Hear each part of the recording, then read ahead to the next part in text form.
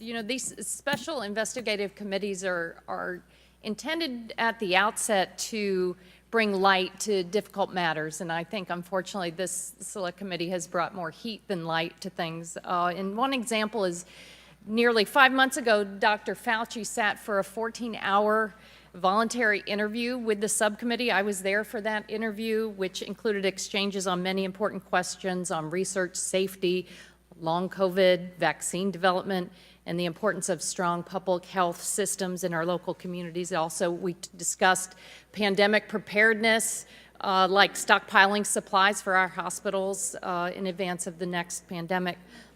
But I want the public to know that for 5 months, the Republicans sat on that transcript. They could have released it at any time. It was released last Friday. If the public had seen it 5 months ago, they would know that the Republicans failed to find a shred of evidence of their far-fetched conspiracy linking Dr. Fauci to a cover-up of the origins of the pandemic. Instead, the Republicans contorted and mischaracterized Dr. Fauci's words over Twitter to gin up conspiracies about NIH's role in the origins of the pandemic.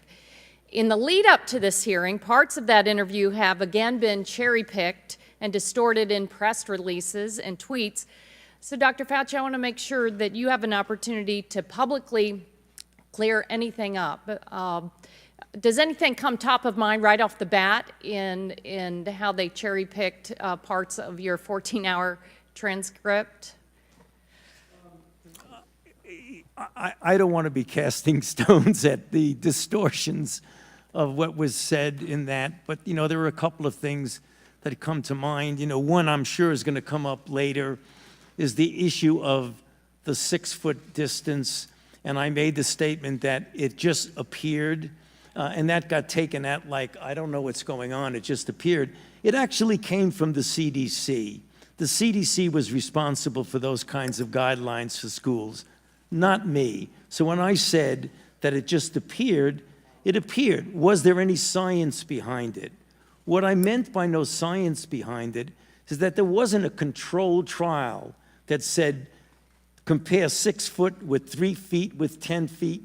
So there wasn't that scientific evaluation of it. What I believe the CDC used for their reason to say 6 feet is that studies years ago showed that when you're dealing with droplets, which at the time that the CDC made that recommendation, it was felt that the transmission was primarily through droplet, not aerosol, which is incorrect because we know now aerosol does play a role. That's the reason why they did it. It had little to do with me since I didn't make the recommendation, and my saying there was no science behind it means there was no clinical trial that proved that. That's just one of the things that got a little distorted in the response to that.